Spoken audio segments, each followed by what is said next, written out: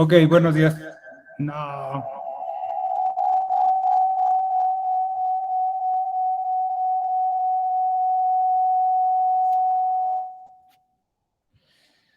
¿Qué demonios?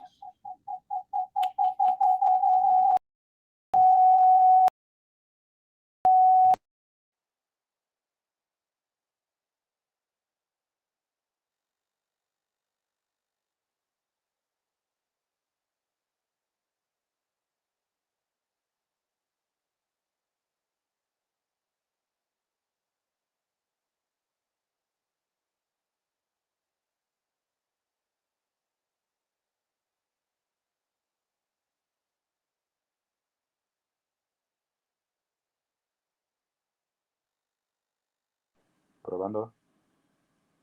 ¿Me escuchan? ¿Qué tal me escuchan ahí? Un poco comprimido, pero se escucha. Ay, qué demonios conmigo. A ver, espérenme tantito. Ya se escucha mejor.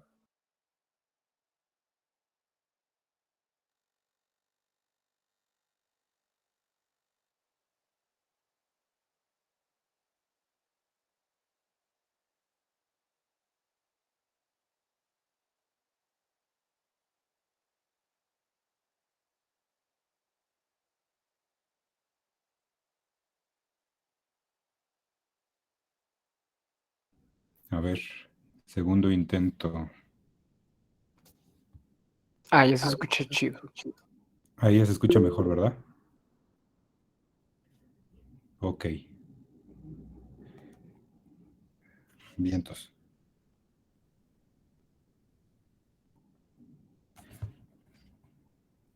Va.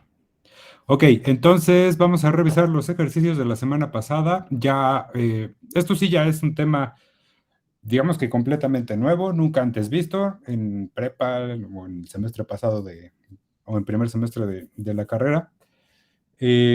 Funciones vectoriales ya es algo nuevo con lo que hay que meternos y pues la situación de calcular curvaturas y eso también es un poquito más complicado de lo que tradicionalmente se ha visto hasta el momento, ¿no? Entonces, por ahí se dejaron varias publicaciones, dos de hecho, una que era sobre propiedades de derivadas e integrales y calcular integrales de funciones vectoriales y algunos ejercicios para practicar. Yo les dejé ahí un set que literalmente copié. Hice una captura de pantalla de un libro electrónico para que ustedes intentaran resolver alguno, el que más se les facilitara, por ejemplo, y ver si había dudas, ¿no? En este caso, de los 1, 2, 3, 4, 5, como 6 ejercicios que había, 3 involucraban no, 4 involucraban integrales definidas, es decir, había límites de integración y 2 no. Intentaron alguno, tuvieron algún problema. Esto básicamente es resolver integrales, o sea, aplicar el método de integración correspondiente y pues aplicarlo bien y resolverlo bien. Ese es el único detalle aquí. Digamos que aquí todavía no hay nada nuevo, estamos resolviendo, o sea, nada más que en vez de ser una integral, pues son 2 o 3, dependiendo de si la función vectorial tiene 2 o 3 entradas. ¿Cuál intentaron? A ver, platíquenme.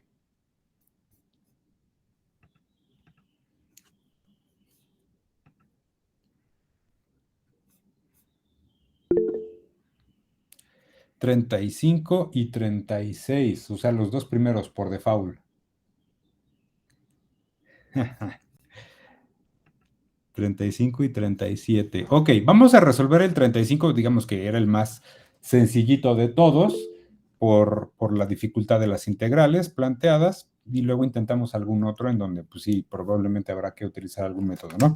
Entonces el primero me planteaba la integral de 0 a 2 y la notación, no, perdón, el primero es en 3 dimensiones. Es t veces i menos t cúbica por j más 3t quinta por k.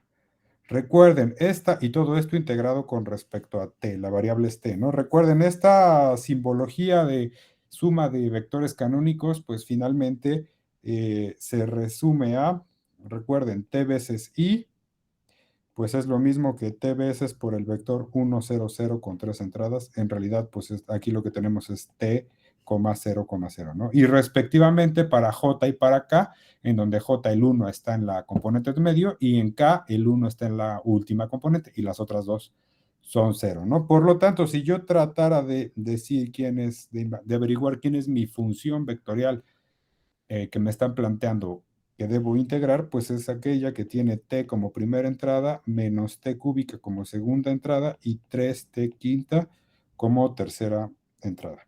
¿Ok? Primera observación, súper importante. Entonces, lo primero que debieron haber hecho bien es plantear a la función vectorial, ¿no? Y luego, pues recuerden que de nuestra definición de integrales en el video, pues lo que dice es que tengo que integrar cada componente. Es decir, esto se convierte en un vector SOTE, en donde en cada entrada hay una integral de 0 a 2. En la primera es t de t, esa sería la primera entrada, y como es la primera entrada, después pongo una coma. Se puede escribir, ahí, ya no alcancé a leer. ¿Se puede escribir ese vector en la integral? O sea,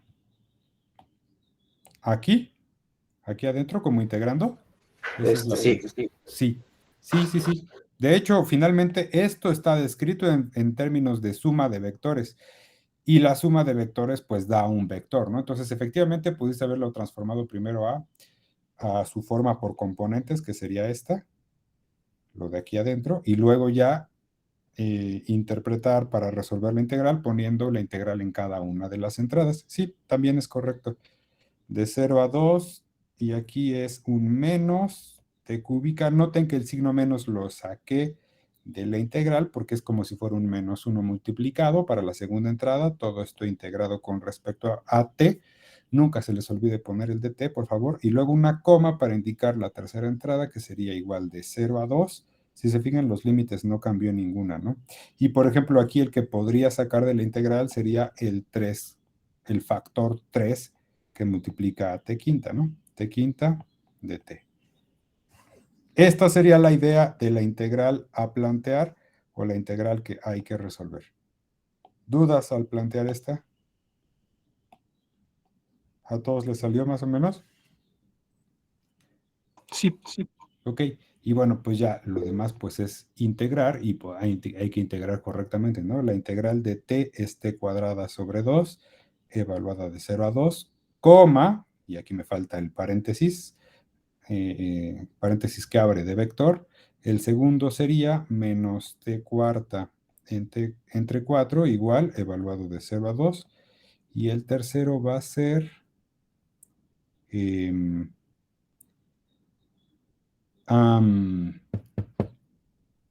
ok, ya simplificado sería t sexta sobre 2, ¿no? Igual, evaluado de 0 a 2.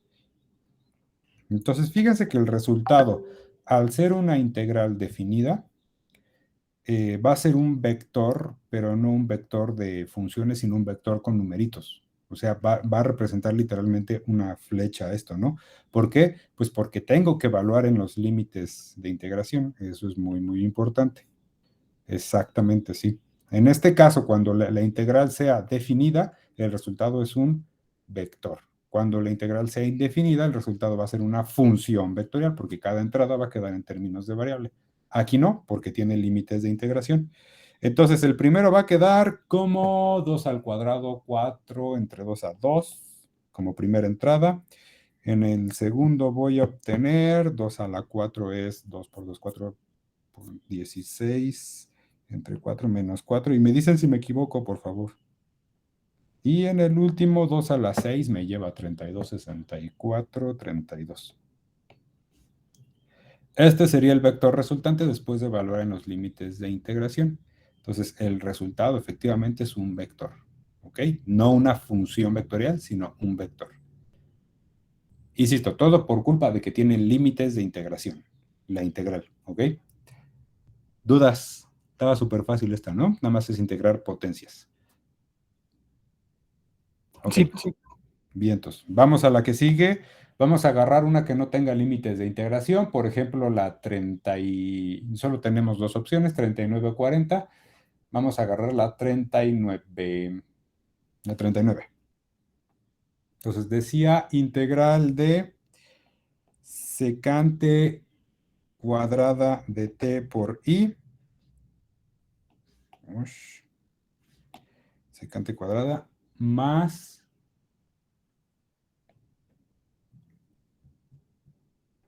t por t cuadrada más 1 al cubo por j más, si no se entiende en mi letra, me avisan por favor, t cuadrada logaritmo natural de t por k. Todo esto de t. Entonces, igual que en el caso anterior, primero identifiquemos quién es r de t, porque de ahí voy a identificar cuáles son las tres funciones que quiero integrar, ¿no? La primera entrada sería secante cuadrada de t, la segunda entrada sería t por t cuadrada más 1 al cubo, t cuadrada más 1 al cubo, si lo copié bien, sí. Y la tercera sería, aquí yo tengo un error, no va más, sino va una coma. Y ese es un clásico error que siempre me cometen al principio, ¿no? Cuando apenas estamos aprendiendo el tema, a veces los más los cambian por comas, entonces tengan ustedes mucho cuidado. Y la tercera entrada sería t cuadrada logaritmo de t. Estas son las tres funciones que en realidad quiero integrar. Básicamente quiero encontrar una primitiva para estas, ¿ok? Entonces, ideas, sugerencias. A ver, le voy a poner aquí igual a caracolito y le voy a seguir acá caracolito. Esta sería como una observación, ¿no? Entonces aquí continúo con la integral, pues se convierte en, abro paréntesis, la integral de secante cuadrada de t de t, coma, la integral de t por t cuadrada más 1 al cubo de t, coma, t cuadrada logaritmo natural de t de t. Y sirve integral. Y sirve que recordamos un poquito esto de integrales. Entonces, la primera, ¿cuál es la primitiva para secante cuadrada?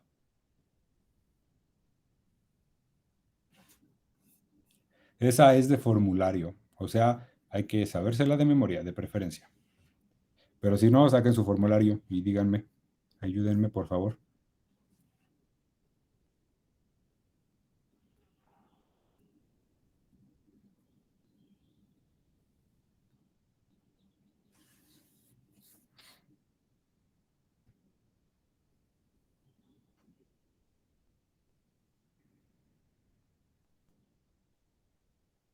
Ideas, por favor. Ya sé que esta nadie la intentó, pero bueno, vamos a intentarla justo porque es la que no tiene límites. Tangente de t más e. Tangente de t, exactamente. La integral de la secante cuadrada es la tangente, más una constante de integración, efectivamente.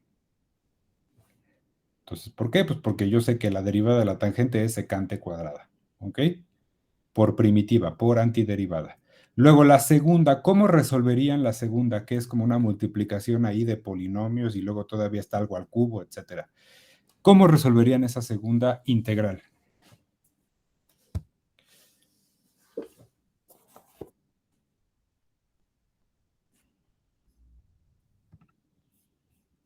Por sustitución. Por sustitución. Ok, buena idea. ¿Cuál sería, si estamos hablando de sustitución, estamos hablando de cambio de variable, quién sería la variable a utilizar para esta? V sería t cuadrada más u. T cuadrada más 1, efectivamente. Más 1. Es más 1, ¿no? Sí, efectivamente, esto conviene que sea la nueva variable porque si yo calculo db, pues recuerden que lo que tengo que hacer es derivar t cuadrada más 1. Aquí aplicaría la regla de la suma, es decir, la derivada de t cuadrada y la derivada de 1. La derivada de t cuadrada es 2t y la derivada de 1 es 0. Y todo esto se multiplica por dt. ¿Eso qué quiere decir? Que donde yo vea 2t de t voy a poner db, pero no lo veo tal cual así en la integral que tengo aquí en medio. El 2 como que sale sobrando, entonces recuerden que siempre puedo aplicarla de pasar ese 2 dividiendo y me quedaría un medio de db igual a t de t. Y esta expresión de t de t, esta expresión que dice t de t, sí está en la integral. En este primer factor y en el dt que tengo aquí. Entonces, este t y este dt que tengo aquí, lo voy a sustituir por un medio de dv. ¿Ok? Entonces, esta integral se transformaría en la integral de un medio que voy a incluso sacar de la integral. Un medio es el resultado de esto. Y en términos de la nueva variable b, pues me va a quedar b cúbica de b. A ver, ¿sí se entendió más o menos esta segunda integral? Sí, Todavía no está resuelta, por cierto. Nada más se hizo el cambio de variable para plantear una nueva integral que se supone que es más fácil de resolver y efectivamente lo va a hacer porque lo que nos quedó fue una potencia. Por lo tanto, esto lo vamos a integrar con la regla de la potencia. ¿Ok? Coma. En la tercera, ¿qué hago? Método para la tercera. podría ser por partes. Podría ser por partes, efectivamente, y de hecho, seguramente voy a tener que utilizar este método de por partes 2 veces, o sea, esta integral puede ser un poco larga. Así que solo voy a plantear cuáles serían las partes en esta integral por partes, y luego ustedes tendrán que integrarla seguramente 2 veces, por culpa del t cuadrada que tenemos ahí, ¿no? Entonces, ¿quién sería u y quién sería db?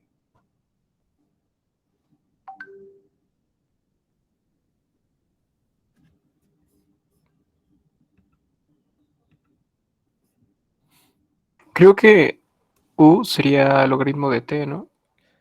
U sería logaritmo de t. No. No, conviene que la que vamos a derivar, si por ejemplo es una potencia, vaya bajando su grado de potencia hasta que llegue un momento en que tenga grado cero y sea una constante. Porque si lo hacemos al revés, entonces, si ponemos que db es t cuadrada, entonces b va a ser t cúbica, le vamos a aumentar el grado a la potencia y va a quedar seguramente por ahí feo. O a ver, déjame pensar. Sí, va a quedar más feo. Ok, Entonces conviene en este caso que u sea t cuadrada y que db sea logaritmo natural de t. ¿Ok? Entonces tomo esta parte como u y todo esto con el dt como el db, ¿no? Y bajo esas condiciones, entonces du va a ser 2t dt y b va a ser la integral del logaritmo. No, probablemente tenía razón su compañero. Sí, porque la integral del logaritmo está fea, ¿no? Me queda t menos t logaritmo natural de t. Sí, tiene razón su compañero, probablemente convenga al revés. Para que a la hora que derivemos el logaritmo nos quede 1 entre t. Sí, tiene razón. Conviene al revés. Entonces vamos a poner al revés aquí. Que u sea logaritmo natural de t y que db sea t cuadrada. Entonces de aquí el du nos va a quedar 1 entre t y el b v nos va a quedar como t cúbica entre 3. Entonces, al momento de hacer integración por partes, recuerden que la voy a poner por aquí en color azul. La formulita de integral de u de b es u por b menos la integral de b de u. ¿Ok? Una vaca vestida de uniforme. Un día vi una vaca vestida de uniforme, ¿no? La clásica formulita de integración por partes. Entonces, yo la parte que tengo es esta y la voy a reescribir como este lado derecho de aquí. Entonces, ¿cómo nos quedaría reescrita esta integral? Pues me quedaría u por b, en donde u es esto y b es esto. Entonces va a quedar t cúbica entre 3 por el logaritmo de t menos del menos que tenemos aquí en la fórmula, y ahora vamos a plantear esta integral que en principio debería ser más fácil de resolver que la integral original, que es esta de aquí. ¿Ok? Entonces me queda b de u. ¿qué es b de u? Pues la multiplicación de estas dos cosas. Aquí me faltó el de t, por cierto. Entonces la multiplicación de estas dos expresiones sería la multiplicación de estos dos lados derechos y me quedaría menos la integral de, y el punto de aquí es que cuando se multiplican, la t del denominador se va a cancelar y solo me va a quedar t cuadrada entre 3 de t. Esta sería la tercera integral que yo tendría que plantear. A ver, hasta aquí alguna duda. Ya estuvo un poquito largo esta explicación, pero bueno, Es- hay veces en que no podremos quitarnos esto. Emiliano. ¿No era t cúbica o por qué ahora es t cuadrada? Perdón. Ah, porque se multiplica b por du. Entonces estoy multiplicando t cúbica entre 3 por 1 entre t. Entonces una t se cancela Ah, claro. Sí, sí, y solo me queda t cuadrada entre 3. No t cúbica entre 3, sino t sí. cuadrada entre 3. Sí, entonces estaba bien planteada la idea de integración por partes que había dado su compañero. Va, va. Que Sí, no es me que acuerdo. el hilate nunca falla. Ajá, exacto. ¿Dudas? ¿Dudas? Ok, le sigo porque aquí es importante decir algo respecto a las constantes de integración. Entonces le voy a seguir en la siguiente página. Caracolito igual. El primero ya teníamos que era tangente de t por c. En el segundo, me regreso. Cuando integre esto me va a quedar b cuarta entre 4.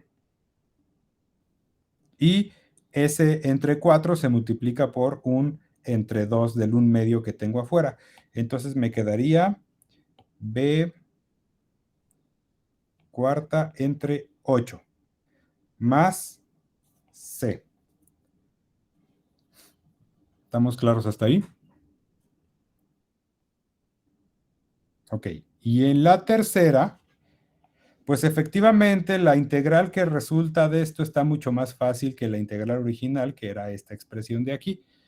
¿Por qué? Pues porque aquí nos quedó una potencia para variar, ¿no? Y es la integral de t cuadrada. Sabemos que la integral de t cuadrada es t cúbica entre 3, que todavía se tiene que multiplicar por este 3 que está en el denominador. Por lo tanto, nos va a quedar como t cúbica entre 9, ¿ok? Y este primer término también lo copio, ¿no? T cúbica entre 3 logaritmo natural de t menos t cúbica entre 9 más c. A todos les tengo que incluir la constante de integración y entonces aquí me topo con un problema muy grande. Estas constantes de integración no tienen por qué ser la misma para cada entrada. Es decir, así como lo tengo escrito, está mal. Tengo un error porque no puedo asegurar que la constante c de la primera entrada sea igual a la de la segunda y a su vez igual a la de la tercera. Por lo tanto, tendré que especificar siempre constantes distintas para cada entrada. A esta tendré que llamarla C1, a esta C2 y a esta C3. Y todavía me falta volver a la variable original en la integral de en medio, en la expresión de en medio, que es esta de aquí, porque esto está en función de v y todas las demás están en función de t. ¿Ok? Entonces, ¿cómo vuelvo a la variable original? Pues recordando cuál había sido mi cambio de variable. Mi cambio de variable decía que v era t cuadrada más 1. Por lo tanto, al reescribir todo en función del parámetro o de la variable t, el primero me quedaría tangente de t más c1, coma, t cuadrada más 1 a la cuarta entre 8 más c2 y la tercera entrada, t cúbica sobre 3 y puedo factorizar el t cúbica sobre 3 para nada más poner entre corchetes logaritmo natural de t menos 1/3 más C3. Entonces, en la tercera entrada, lo único que hice fue observar que había un factor común en los dos primeros términos. Y listo, eso fue todo. ¿Ok? ¿Dudas hasta aquí? Ok, entonces, ahora un truco más. Puedo separar este vector que tiene 3 entradas en la suma de 2 vectores. pensando que en el primer vector voy a poner a esto como primera entrada, a esto como segunda y a todo esto como tercera. Y en el segundo vector que se le va a sumar voy a poner esto como primera entrada, esto como segunda y esto como tercera. Por lo tanto, la expresión me quedaría tangente de t, coma, t cuadrada más 1 a la cuarta entre 8, coma, t cúbica sobre 3 por logaritmo natural de t menos 1/3, cierro el primer paréntesis. Y todo esto más otro vector, en donde el otro vector pues va a ser un vector de constantes, las constantes C1, C2 y C3 respectivamente. A ver, dudas hasta aquí. No. Todo perfectamente bien. Ok, ¿por qué quiero hacer esto?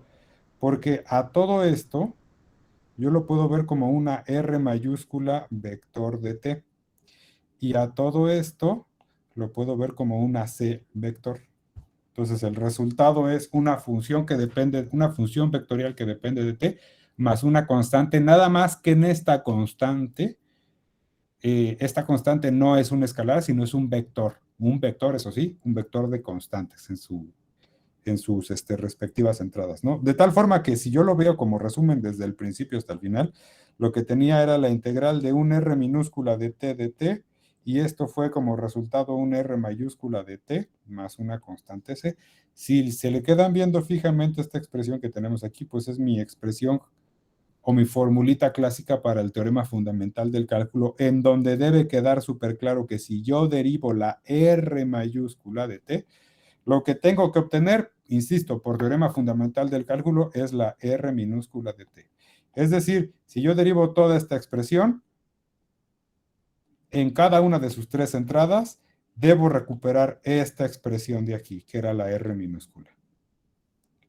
Insisto, es como la primitiva, es como si la R mayúscula fuera la primitiva de la R minúscula. Solo representa el resultado de la integral. Sí. Exactamente, ¿no? Es encontrar una primitiva, que es R mayúscula, y luego encontrar todas las familias de primitivas al sumarle una constante C. Y esta constante C también es un vector, en donde cada una de las entradas pueden ser constantes distintas, o tienen que ser en principio constantes distintas. ¿Ok? ¿Dudas con este? No. No. Ok, perfecto.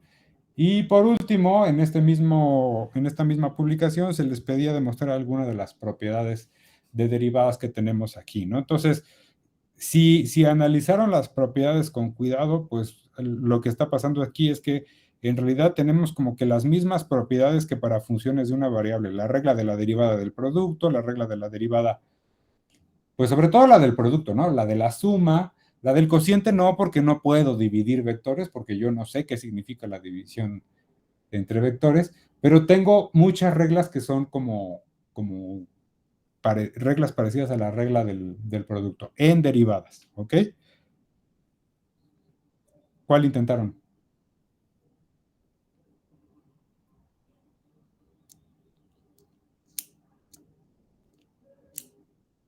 ¿Ninguna? Ok, intenten alguna, por favor. Y si se pierden o se les dificulta algo, pues nos escriben y también lo checamos en sesión sincrónica. Pero sí, inténtalas, ¿no? Y había como 6, 7 propiedades que podíamos intentar. ¿De cuáles? En la publicación de propiedades de derivadas e integrales de funciones vectoriales, al inicio del video se enuncia una serie de propiedades y creo que yo demuestro alguna en el video y las demás pues ahora sí que quedan a ustedes y alguna seguramente vendrá en la tarea, ¿no? Por eso les pido que las intenten.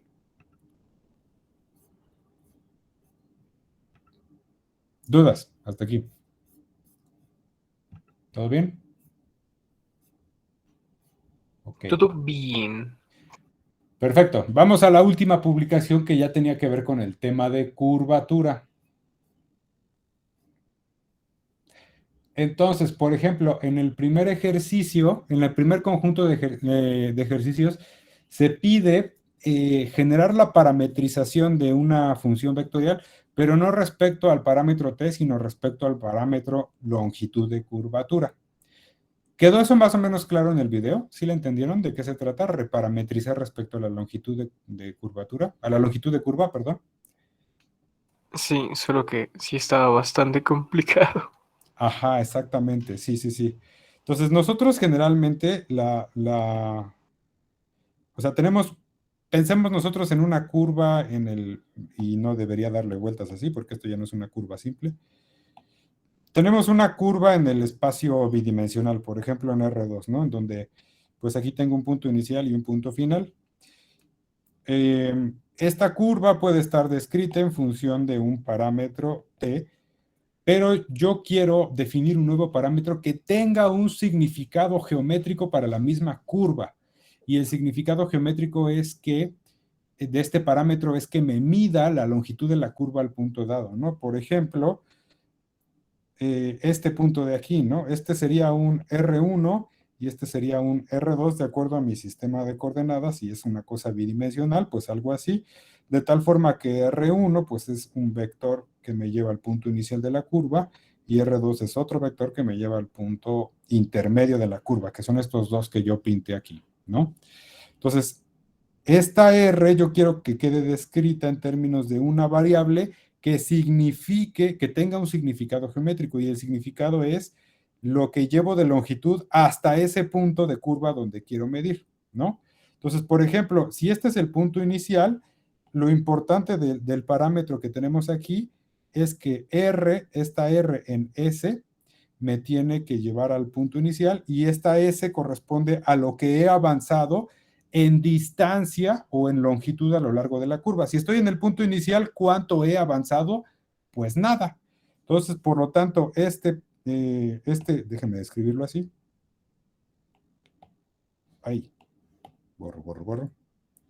Este punto inicial, R1, es el resultado de evaluar R en el valor 0, en donde este 0 es para una nueva variable S que representa lo que he avanzado a lo largo de la curva, ¿no? La distancia que he avanzado a lo largo de la curva. Y se llama S o parámetro de longitud de arco, ¿no?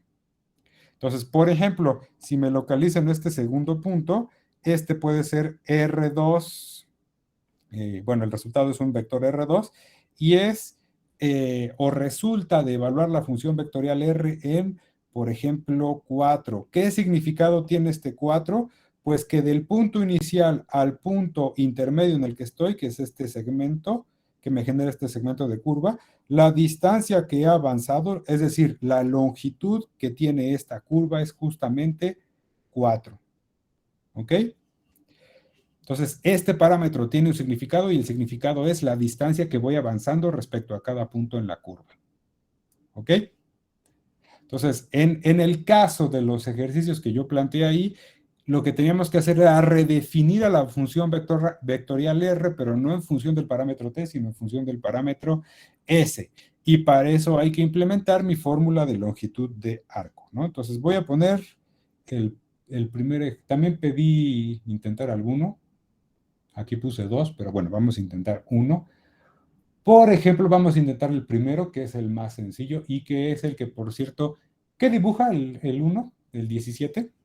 Se los voy a poner aquí para que lo recuerden. Es R de t igual a t, 3 coseno de t, 3 seno de t. ¿Qué pinta esto en el espacio tridimensional? ¿Qué curva?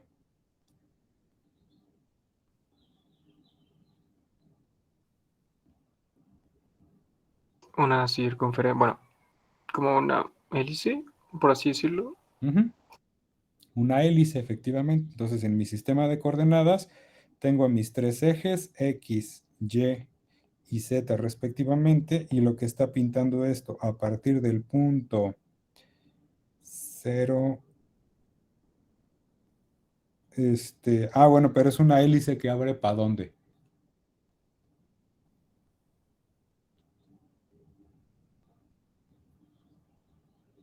Por ejemplo, si yo evalúo esta hélice en 0, ¿a qué punto de la curva me lleva?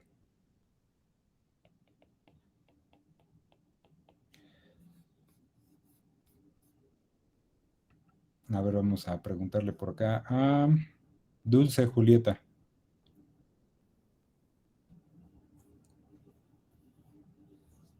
Que cuente como asistencia a esto, Dulce. No me hagan pasar lista, por favor.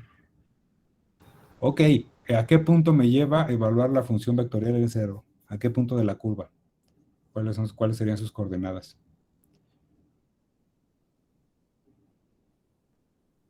Ponlo en el chat si quieres, Dulce.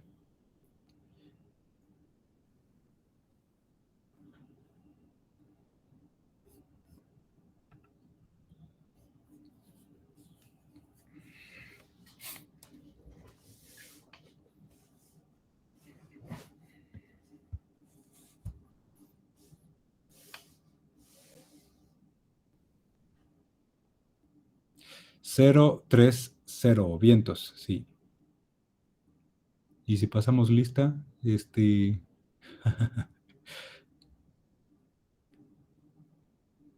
ahorita veo.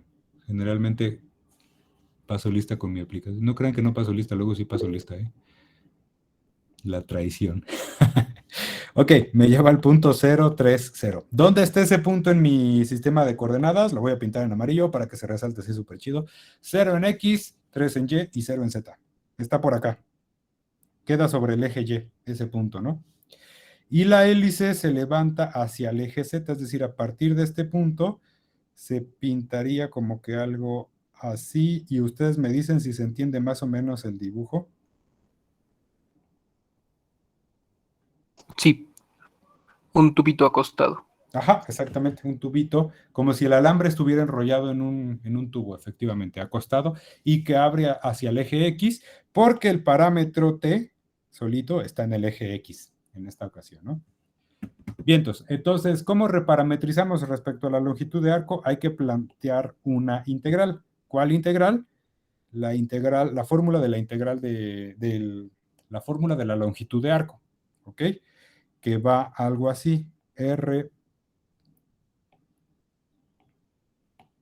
de t, y para que quede en función del nuevo parámetro al que siempre se le llama S, al parámetro de longitud de arco, esta integral va a ser de 0 a S. Y a este resultado lo vamos a llamar... se me acabaron las letras. Ok, vamos a llamar a esta primer parametrización R1. Y al resultado lo vamos a llamar R2. Pero, bueno, Ajá, sí, es que escucho. eso no es lo que pide el ejercicio, ¿sí? El ejercicio pide... ¡Ay, no! ¡Ay, chihuahuas! Sí, no, tienes razón. Me adelanté al otro, sí. Sí, tienes razón. Ok, pide el tangente unitario y el normal. Ok, sí, primero calculemos esos. Bueno, el tangente unitario, notación para el tangente unitario T vector mayúscula de T. ¿Cómo se define el tangente unitario? Luis Gerardo.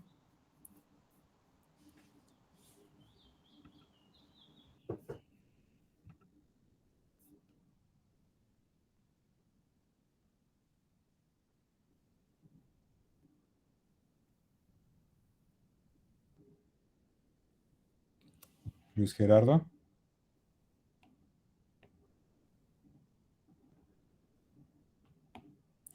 Ok, bueno, alguien que me diga cómo se define el tangente unitario. Es 1 entre la derivada de t evaluado en t, bueno, t mayúscula evaluado en t, multiplicado por la derivada de t mayúscula evaluado en t.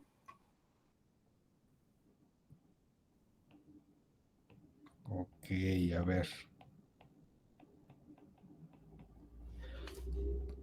Hay que derivar al vector R y dividirlo entre su norma. El tangente unitario va a ser un vector tangente. De lo que se vio en el primer video de derivadas de funciones vectoriales, recuerden que la interpretación del vector R del vector derivada es que era un vector tangente a la curva. pero no es de tamaño 1. Entonces, simplemente para hacerlo de tamaño 1, lo dividimos entre su norma. ¿Sí? Insisto, ¿a quién? Al vector derivada, ¿ok? Entonces, como primera idea, ¿cómo hay que calcular pues justamente R', ¿no? ¿Cómo quedaría R'? Con el R que tengo aquí arriba. T menos ¿No? A1, ¿no? A ver, otra vez, perdón, no te escuché. 1, 1.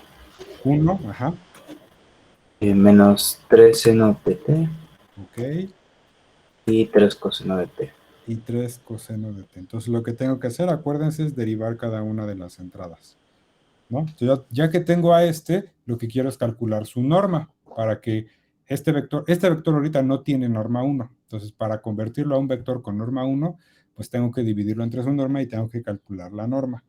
¿Cómo me queda la norma de un vector? Pues recuerden, la fórmula de la norma de un vector es la raíz de la suma de los cuadrados de cada componente.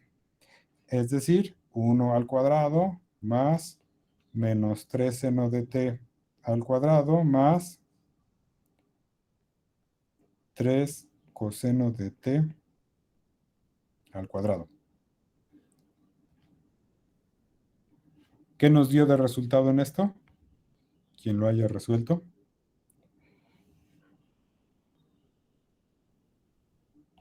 Si no estoy mal, es 1 más 9 seno cuadrado de T más 9 Ajá, coseno cuadrado de T. ok. Y ya, no se puede simplificar. Se simplifica, ¿no? Se queda como 1, se suman y queda raíz de 10. Ajá, exactamente. Exactamente. Aquí hay que aplicar teorema de Pitágoras y efectivamente me va a quedar la raíz de 1 más 9, que es un factor común, seno cuadrado de t más coseno cuadrado de t, sabiendo que todo esto es un 1, no un 0, sino un 1, ¿no? Entonces es 9 más 1, que es 10, raíz de 10 es el resultado. Por lo tanto, el tangente unitario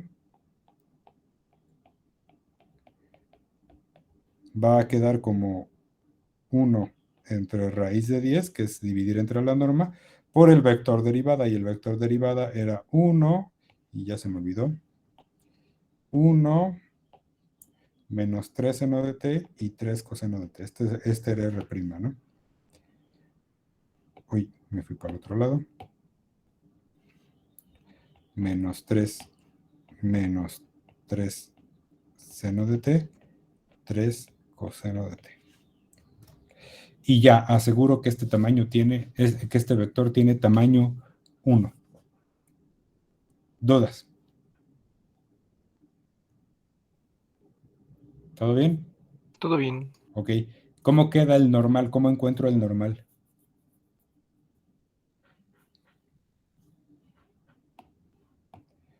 Fórmula para el vector normal, según lo visto en el video. El vector normal lo denotamos con una n.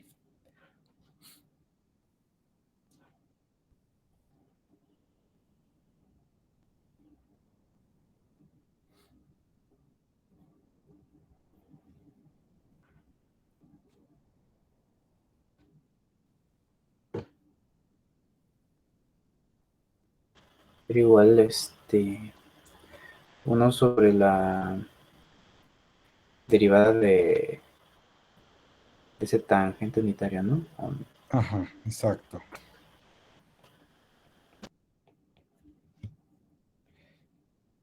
Y luego, Multiplicado también por la derivada del tangente unitario. exactamente. Esta es la fórmula para encontrar el vector normal. ¿Qué va a cumplir el vector normal a nivel geométrico? Pues que es perpendicular al vector tangente, y en particular al vector tangente unitario. ¿Ok? Entonces, ¿qué tenemos que hacer? Volver a derivar. En realidad lo podríamos poner así, ¿no? 1 entre la norma de t'. Bueno, hay que calcular t', sí. Y lo podría ver como una derivada de segundo orden, ¿no? R' de t entre norma... No, ya va a quedar medio feo. Mejor tomamos el que ya tenemos, que es el tangente, y lo volvemos a derivar. ¿Ok? Entonces, rápidamente, ¿cómo nos queda la derivada del tangente?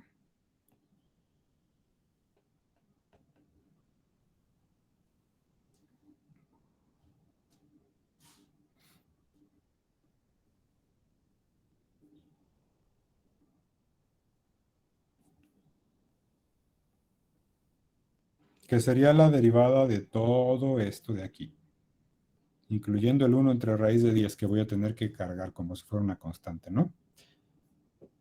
¿Cómo nos queda? ¿Podemos derivar primero y después agregar bueno, multiplicar por la constante o tenemos que multiplicar por la constante primero? Podemos aplicar un poquito de las reglas de derivación y podríamos poner, por ejemplo, la derivada con respecto a t, 1 entre raíz de 10 por el vector este con 3 entradas. Y como raíz de 10 es una constante, lo puedo sacar de la derivada y solo derivar el vector. Es decir, derivar 1 menos 3 seno de t, 3 coseno de t. No sé si a eso te referías. Sí, justamente. Ajá, exacto. Entonces sí, el 1 entre raíz de 10 puede salir de la derivada. Entonces, ¿cómo nos quedaría esto?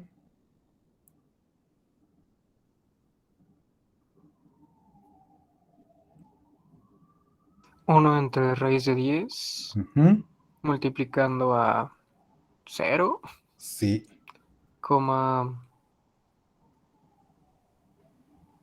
menos 3 coseno de t, bien. coma menos 3 seno de t. Ok, perfecto. Sí, así es como nos quedaría la derivada del tangente unitario. Una vez más, derivamos cada entrada y la primera entrada se convierte en un 0 porque es la derivada de 1, que es una constante, ¿no? Y los otros, pues, así como nos quedaron aquí, ¿no? Noten ustedes que este vector que acabo de encontrar ya no tiene componente en z, perdón, en x. Va a ser un vector que digamos que va a ser paralelo siempre al plano YZ. Ahorita trato de hacer un dibujo. No sé si me vaya a salir, pero lo intento, ¿ok? Luego, después de esto, pues seguimos necesitando la norma. La norma de este vector, pues va a ser la norma de 1 entre raíz de 10 por el vector 3, 0, menos 3 coseno de t, menos 3 seno de t. Y esto va a ser norma. Y esto va a ser 1 entre raíz de 10 por la norma simplemente del vector 0, menos 3 coseno de t, menos 3 seno de t. Y sacando la norma de este vector, dos rayitas acá otra vez, pues es la clásica fórmula de las componentes al cuadrado, ¿no? Entonces, fíjense, la norma, y ya se me acabaron las hojas, no puede ser.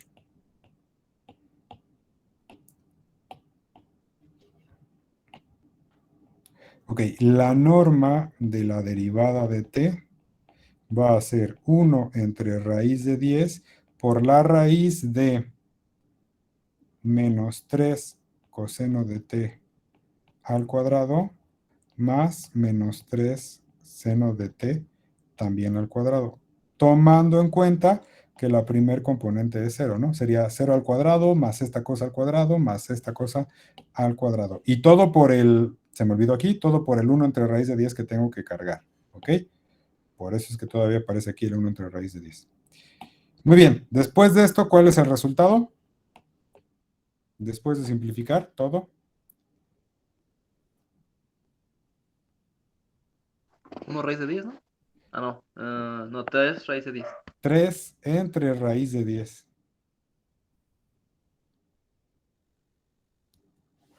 ¿Sí? Después de simplificar esto, te va a quedar 9 coseno cuadrado más 9 seno cuadrado, se factoriza el 9, y entre paréntesis queda seno cuadrado más coseno cuadrado, que sabemos que es 1 por identidad trigonométrica, y solo me quedaría entonces la raíz de 9, que es 3, y por eso tengo el 3 aquí. ¿Sí está claro el procedimiento que me salté? Sí. Perfecto. Entonces ya, por lo tanto, el vector normal va a quedar como raíz de 10 entre 3 por... ¿Y por qué quedó al revés? Porque recuerden que la norma de t' está en el denominador. Entonces es el recíproco de esto. Y por eso el 10, el raíz de 10 queda arriba y el 3 queda abajo, ¿no?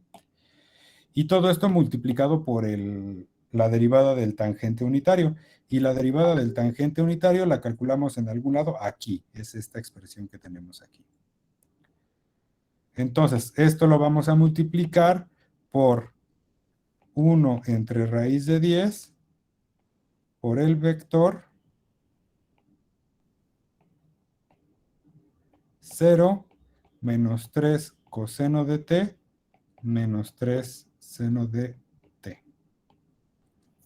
Déjenme ver si no me equivoqué al copiar. No, ahí está todo perfecto. Y entonces se cancela y se cancela. ¿Y qué puedo hacer con ese 3?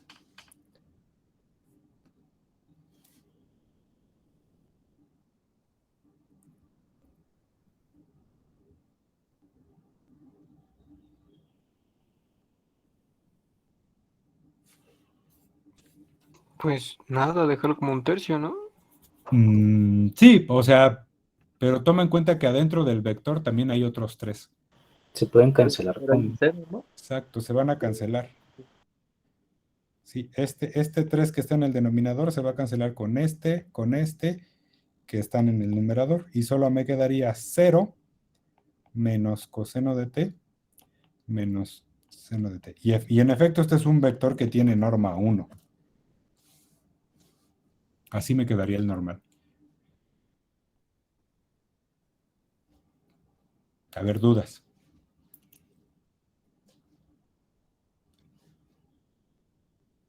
Ninguna. Ok, si hacemos el dibujo y dibujamos un tangente y un normal en la hélice que teníamos originalmente, pues si hacemos un buen dibujo, más bien, lo voy a intentar. Recuerden que la hélice abre hacia nosotros, hacia el eje X, Y y Z. La hélice vendría así. Ah, su madre, no me salió. Bueno, pero sí se entiende más o menos la perspectiva, ¿no? Sí. Entonces, un vector tangente unitario, por ejemplo, y lo estoy inventando, ¿no? En este punto, pues estaría así. Tangente unitario significa que su tamaño es 1, ¿no? No, mejor no lo dibujo ahí porque si no la perspectiva va a quedar horrible. Lo voy a dibujar aquí. Un vector tangente unitario sería pues algo así. En este punto.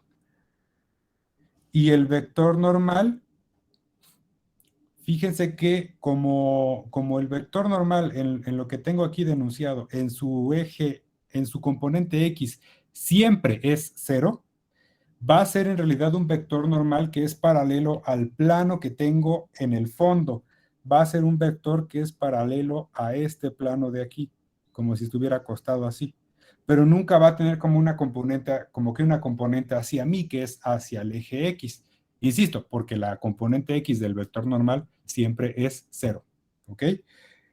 Y esos signos menos me indican que el vector normal va a estar apuntando siempre hacia el centro de la espira. ¿Ok? Entonces, aquí yo tendría AN y aquí en verde yo tendría AT. Ambos, insisto, de tamaño 1. Pero entiendan ustedes que este vector en azul es en realidad paralelo al plano YZ y no tiene componente en X. No ve como que hacia mí o hacia ustedes, si lo ven, si lo pongo así en la pantalla, ¿no? Siempre es un vector, digamos que paralelo a la pantalla. No sé si quede más o menos claro eso. Sí. ¿Sí? ¿Está clarísimo? ¿Dudas?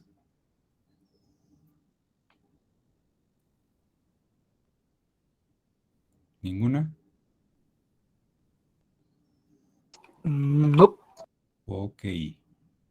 Si fuera positivo, apuntaría hacia afuera. Sí, efectivamente. Si el vector normal nos hubiera quedado con estas dos componentes positivas si efectivamente el vector normal, en vez de apuntar hacia adentro, apuntaría hacia afuera.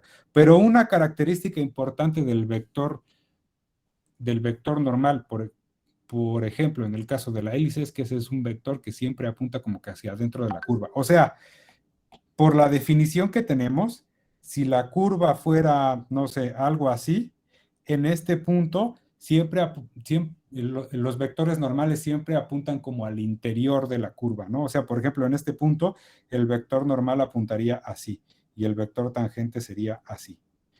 Y en este otro punto, el vector tangente sería, por ejemplo, algo así, y el vector normal quiero que apunte hacia adentro de la curva, entonces estaría apuntando así. No sé si me explico.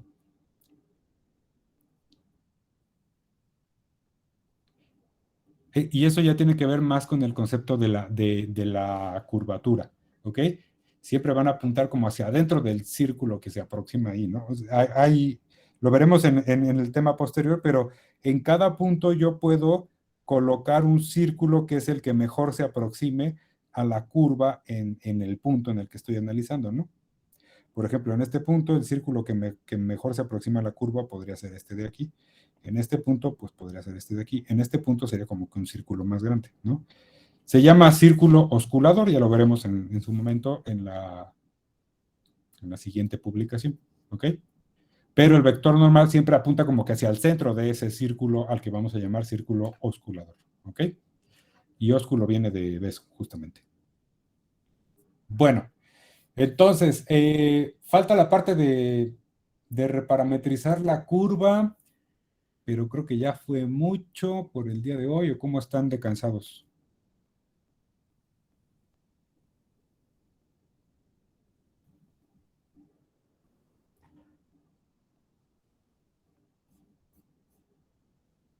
Mucha info. Qué info. Ok, ok. A ver, entonces, nada más les adelanto. La función que hay que reparametrizar es esta de aquí. 2t, 1 menos 3t y 5 más 4t. Para reparametrizar, lo que hay que implementar es la siguiente integral. De 0, vamos a ponerle de 0 a t.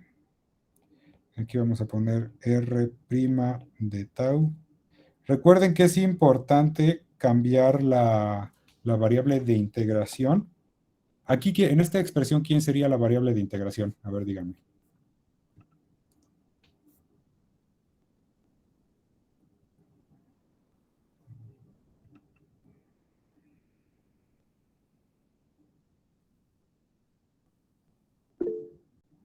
El símbolo es raro. Se llama tau. Es la letra griega tau. ¿Ok? O sea, es la T en griego, básicamente, ¿no? Ok. Recuerden nunca repetir la letra que tienes aquí para la variable de integración con la letra que pongas acá y acá en los límites de la integral. ¿Ok? Entonces, ¿qué me va a dar esto? Pues esto es la fórmula de la longitud de arco. Le voy a poner S y va a quedar en función de T. Entonces, lo que voy a encontrar aquí finalmente es una S en función de T y es la que voy a utilizar para redefinir mi parametrización, porque ahora si es que esto tiene función inversa, yo puedo tener T en función de S, simplemente despejando T. Y entonces en la parametrización original, donde vea T, voy a poner algo que más bien va a estar en función de S, tanto aquí, acá y acá, y voy a tener una R distinta que describe la misma curva, es una función vectorial distinta que describe la misma curva, pero en términos de un nuevo parámetro que se llama longitud de arco. La derivada es la función R de T. Aquí sí, adentro de la integral sí, es R' de T. Tengo que tomar esta, pero en vez de poniéndole T a la variable, poniéndole tau, llamándola tau. ¿Ok? Entonces, evalúenme esto de esta función. Van a obtener una S que depende de T. Van a tratar de despejar T. Para esa T, sustituirla en tu expresión original y definir una nueva parametrización con un nuevo parámetro que no se va a llamar T, sino se va a llamar S, y tiene la interpretación que dimos hace rato, ¿no? La longitud de curva hasta el punto en el que estoy analizando. Entonces, vamos a dejar para que ustedes lo intenten y igual se checa el miércoles, ¿no? Dice determinar la curvatura y calcular su valor en S. Sí. Va. Bueno. Ok. Entonces, le dejamos aquí. Estén atentos al material que se va a subir el miércoles y estamos en contacto a través de la plataforma o a través del chat. Cualquier duda que surja, por favor, plantéenlo en el chat porque seguramente es una duda que tenemos todos. Sale pues. Cuídense. Nos vemos, gracias.